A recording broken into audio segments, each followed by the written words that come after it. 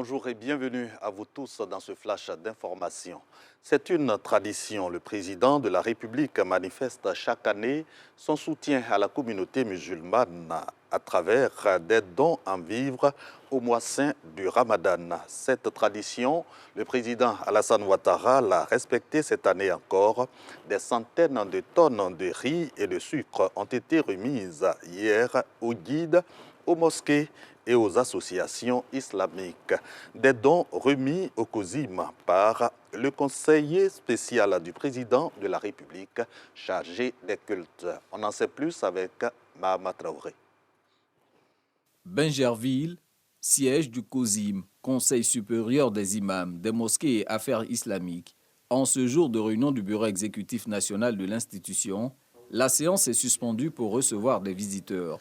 C'est une délégation mandatée par le président de la République pour remettre des vivres au COSIM à la faveur du mois béni de Ramadan, le mois de jeûne musulman. Pour l'ensemble du pays, il s'agit de 354 tonnes de sucre et 386 tonnes de riz. Chaque fois que de besoin, il vous a trouvé à ses côtés. Ainsi que pour toutes les prières incessantes que vous exécutez, que ce soit su ou pas, dans vos lieux de prière et chez vous-même. Soyez-en remerciés de la part du président. Les temps qui s'ouvrent à partir de ce jour pour un bon mois constitueront pour les fidèles qui prient derrière vous des temps forts, intenses en prière et invocation, élevés vers le Tout-Puissant afin qu'il prodigue sa bienveillance et sa miséricorde à tous les habitants de Côte d'Ivoire, au-delà même de la communauté musulmane. Ce soutien du chef de l'État à la communauté musulmane en cette période sainte réjouit le premier responsable du COSIM. Au nom des imams, nous voudrons lui dire merci. Merci pour ce qu'il a fait hier. Merci pour ce qu'il fait aujourd'hui. Et merci pour ce qu'il fera demain. Non seulement pour la communauté religieuse, mais pour toute la Côte d'Ivoire. Qu'Allah, le miséricordieux, donne au président de la République, Alassane Ouattara, longue vie, bonne santé et prospérité spirituelle, morale et matérielle. Ces centaines de tonnes de denrées alimentaires à distribuer sur l'ensemble du territoire national sont destinées aux guides religieux, aux mosquées, aux structures et associations islamiques.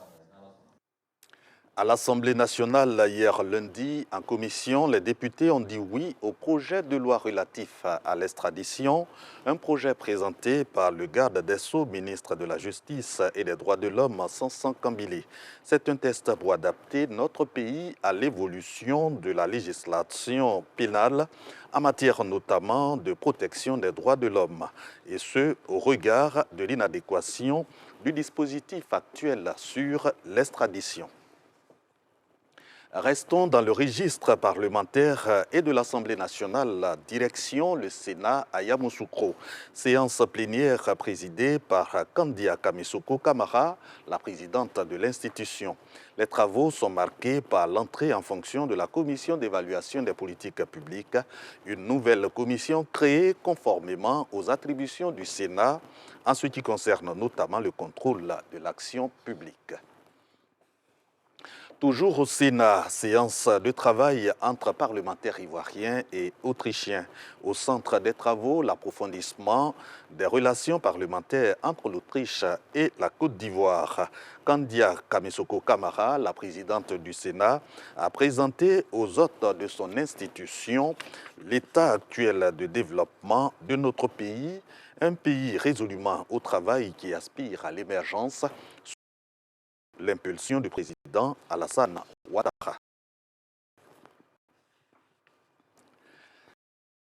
L'actualité internationale nous conduit d'abord aux États-Unis. Donald Trump et Joe Biden, assurés d'être candidats de leurs partis respectifs à l'élection présidentielle de novembre 2024. Ces deux favoris ont remporté les primaires d'hier mardi, notamment en Géorgie.